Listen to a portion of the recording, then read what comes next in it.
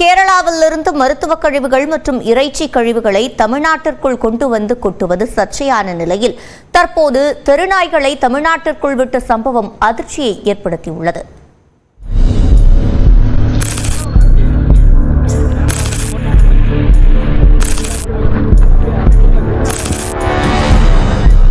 கேரள மாநிலத்தில் இருந்து மக்களுக்கு தொல்லை கொடுக்கும் தெருநாய்களை வாகனங்களில் ஏற்றி வந்து கன்னியாகுமரி மாவட்ட எல்லையில் விடுவிக்க முயன்ற கும்பல் வசமாக சிக்கிய காட்சிகள்தான் இவை.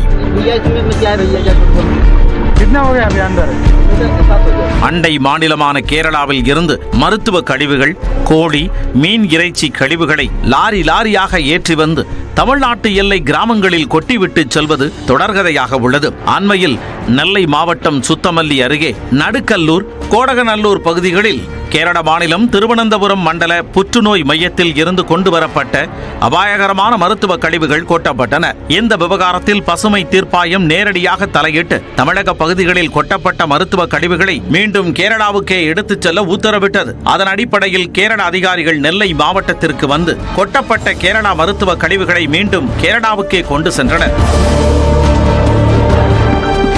இந்த பரபரப்பு அடங்குவதற்குள் கேரள மாநிலம் திருவனந்தபுரம் பகுதியில் இருந்து நேற்று 20க்கும் மேற்பட்ட தெருநாய்களை கன்னியாகுமரி மாவட்டத்தின் எல்லை பகுதிகளில் ஆள் நடமாட்டம் இல்லாத பகுதிகளில் வாகனங்களில் கொண்டுவிட ஒரு கும்பல் முயற்சி செய்துள்ளது. கட்டச்சல் பகுதியில் நாய்களை அந்த கும்பல் அவிழ்த்து விட்டுள்ளனர். இதனை பார்த்த அப்பகுதி மக்கள் கேரளா பதிவெண் கொண்ட வாகனத்தை மடக்கி பிடித்து அவர்களை சிறைபிடித்தனர். மேலும் அவிழ்த்து விடப்பட்ட நாய்களை அவர்களை வைத்தே பிடித்து மீண்டும் வாகனத்திற்குள் அடைத்தனர். தகவல் அறிந்து சென்ற கடையாலுமூடு காவல் நிலையத்தில் வாகனத்தை பறிமுதல் செய்தனர். விசாரணையில் கன்னியாகுமரி மாவட்ட எல்லை பகுதியான நெட்டா சோதனை சாவடி வழியாக நாய்களை வேனில் கொண்டு வந்துள்ளனர். சோதனை சாவடியில் வாகனத்தை ஆய்வு செய்த காவலர்கள் கேட்டபோது தடுப்பூசி போடுவதற்காக கொண்டு செல்வதாக கூறியதாக தெரிகிறது. தெருநாய்கள் கேரளாவுக்கு திருப்பி அனுப்பப்பட்ட நிலையில் அவற்றை தமிழ்நாட்டில் விட முயன்ற நபர்களுக்கு 2 லட்சம் ரூபாய் அபராதம் விதித்து கடையால் பேரூராட்சி நிர்வாகம் உத்தரவிட்டுள்ளது.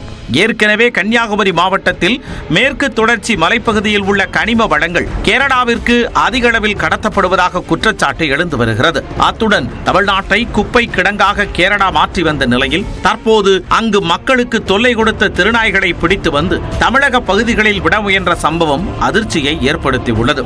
எனவே கேரள எல்லையில் கண்காணிப்பை கடுமையாக்க வேண்டும் என கன்னியாகுமரி மாவட்ட மக்கள் கோரிக்கை விடுத்துள்ளனர்.